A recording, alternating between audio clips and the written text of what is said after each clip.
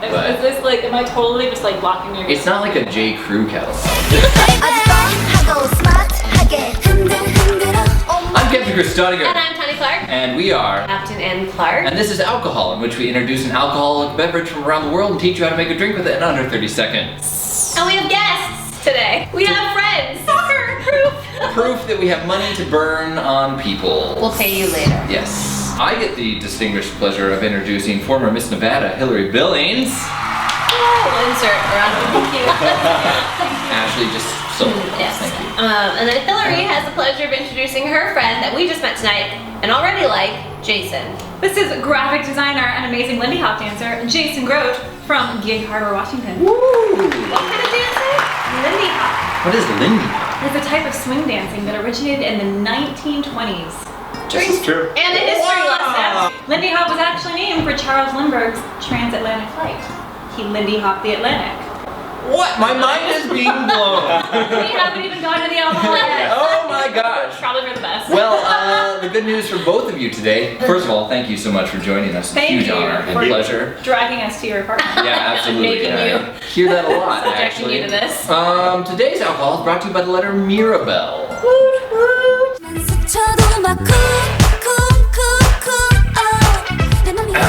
Tawny, do you want to talk about Mirabelle? Or shall I? Do you even remember where it's from? Luxembourg. Luxembourg. Mirabelle is actually a hyper distilled, not peach, not plum, Apricot? apricot-ish liqueur. Yeah, where you take the apricots, you mash them up, you ferment them, you take that alcohol, you distill it, you take that out and you distill it one more time if you want the really good stuff, and you get this. But don't take my word for it. Tawny gets her own glass because she's a sickie. Yay. Do you know where the origin of the word toast comes from? Well, you're spewing historical facts. I used to know. Toast. I'm gonna let you explain this one because I feel like you are a little bit more qualified this evening. I will. Tell me about where the origin of toast came from. Well, thank you for asking.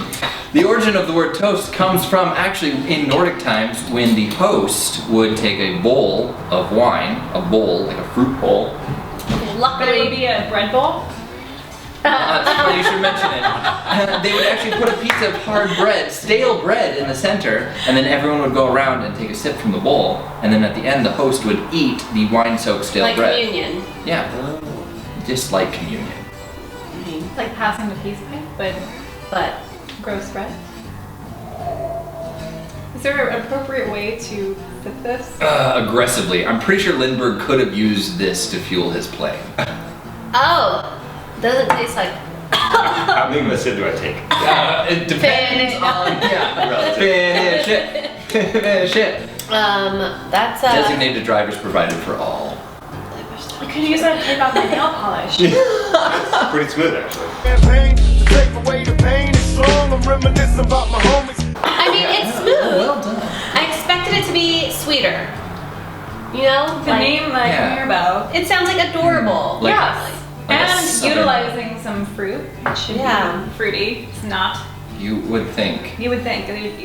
No. But I mean, just on its own, I mean, do you find it? Was this like? What are my options here? An aperitif or a digestif? Before the meal or after the meal, my friend? Is that what that means? Yeah. Yes.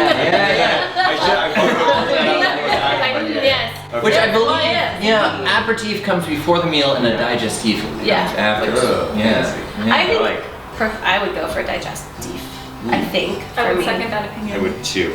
Yes. Well, bunch of followers apparently. So you're gonna go the opposite. You would have this before a meal? Yeah, absolutely. Just cleanse the palate just by stripping the taste buds right off your tongue forever. You don't want to taste your meal. Then I guess, if it's something that you're not excited about. I don't know what it is, but there's something about the whole Europe region of the world where they've decided just to make alcohol that tastes like paint thinner. I like Very this nervous though. about a first date. You know? Yes, and at €4.20, you really can't go wrong. No, that's true. It feels pretty dangerous to me. I sipped it expecting it to really throw me back, and it didn't. It was very smooth, and So you could just be like... just hint of the flavor, not too sweet, I would have drank that not knowing it was. Woot woot. Yeah. Yeah, so you could easily Easily. get a nice And that's buzz. 40 proof in European. Yeah, in Europe. That's like 80 40 proof proof. here. Okay, so I guess I'm up today. I will be making a drink with this, and then our guest judges will be, I don't know, telling me Judging? how delicious it is. Judging it. Which is So- good because I'm very good at judging people. Maybe Billings. She's good at judging. I'm sorry, judging people. Right, that's what she said. That's what I We're Well, gonna yeah. clean this up later. And Alright, go. reveal it like. Now we're talking. oh my gosh. Okay.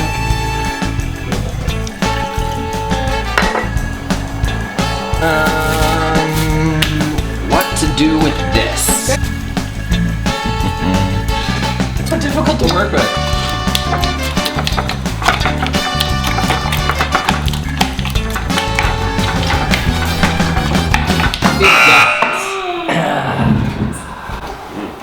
So, I've combined, well, I'm gonna let you try it first and then I'll tell you what I put in there. So, Sounds like a bad way to start a date. Right?